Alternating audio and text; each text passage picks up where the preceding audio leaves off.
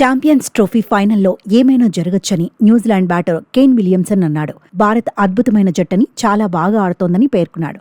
అందుకే గత మ్యాచ్ నుంచి ఏం గ్రహించాం, ఏం నేర్చుకున్నామన్నదే కీలకమని తెలిపాడు. సెమీస్లో విజయం సాధించాం, కానీ ఫైనల్లో ఏమైనా జరగొచ్చని విలియమ్సన్ అన్నాడు. గత మ్యాచ్లో అద్భుతమైన వాతావరణం నెలకొందని, రానున్న మ్యాచ్ల్లోనూ అదే పునరావృతం అవుతుందని ఆశిస్తున్నామని అభిప్రాయపడ్డాడు. ఇక పాకిస్తాన్లో పరిస్థితులకు దుబాయ్ వాతావరణం భిన్నంగా ఉంటుందని విలియమ్సన్ వెల్లడించాడు.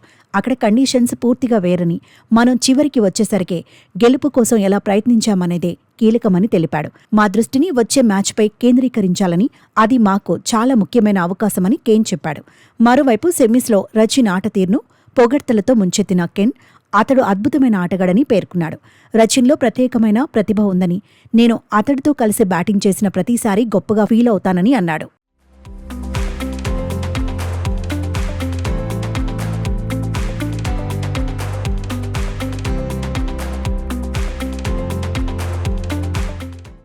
ఇక దక్షిణాఫ్రికాతో జరిగిన రెండో సెమీస్లో కేన్, రచిన్ జోడీ భారీ స్కోర్ చేసేందుకు బాటలు వేసింది. వీరిద్దరూ రెండో వికెట్కు 164 పరుగులు జోడించారు.